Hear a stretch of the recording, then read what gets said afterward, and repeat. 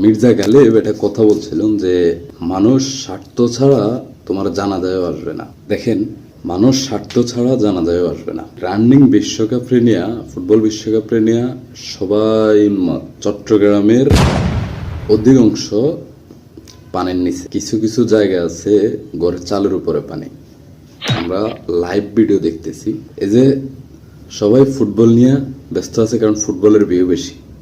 এখন তো ভিডিও বানাইলে ভিউ হবে না, এরকম বিষয় নিয়ে আমি একটা ভিডিও বানিয়েছিলাম। আমার ফেসটা হ্যাশট্যাগ দেওয়া হয়েছে, এবং কি আমি ওই ফেজে এখন আর ভিডিও ছাড়তে পারি না। তো এই আপনাদের উদ্দেশ্য বলি, দেখেন, ভিউ সব জায়গাতে আছে যদি আপনি আয়ত্ত করতে পারেন। আমি আসলে ফেসবুকে নিয়মিত ভিডিও বানাই না, হয়তো কোনো দুর্যোগ আসলে বা কোনো দেশের সমস্যা আমার চোখে ধরা খেলে আমি এসব বিষয় নিয়ে ভিডিও বানাই। আর আমার পেজে তেমন একটা ফলোয়ার করতে পারি না, সর্বোচ্চ 10,000 12,000, এরপরে আমার ফেসটা স্ট্যাক দিয়ে খাইয়ে দেওয়া হয়।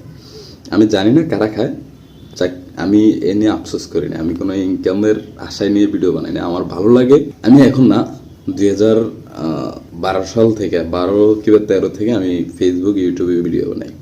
এই বানাই একটা ফেসবুক পেজ, মোটামুটি 8-10,000 ফলোয়ার বানাই, এরপরে পেজটা নাই, হাওয়া হয়ে যায়। এ নিয়ে আমার ফেসবুক আইডি অনেকগুলোই গেছে, ফেসবুক পেজও গেছে, আইডি গেছে। আমি এতে আফসোস করি না, তবে এটা মাথায় রাখবেন, কুমিল্লা, ফেনী, নোয়াখালী যেভাবে চট্টগ্রামের মানুষ গিয়েছিল, সেভাবে চট্টগ্রামের মানুষ এখনো তাদেরকে পায় নাই।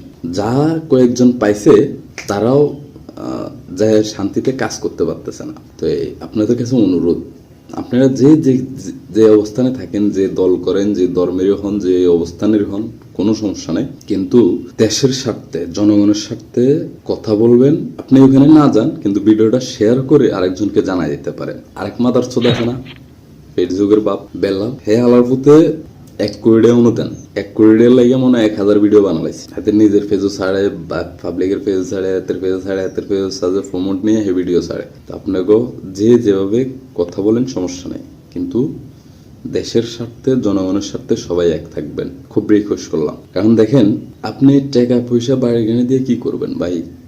কবরে যে গতকালকে একটা নিউজে দেখলাম যে কবর থেকে লাশ ভাইসা যাইতেছে, কি বলবেন আপনি? কি করার আছে? টাকা পয়সা বাইরে কিনে দিয়ে কি করবেন ভাই? রিকোয়েস্ট হলো, চট্টগ্রামের মানুষের পাশে দাঁড়ান, চট্টগ্রামের পাশে দাঁড়ান, দোয়া করবেন। আল্লাহ হাফেজ।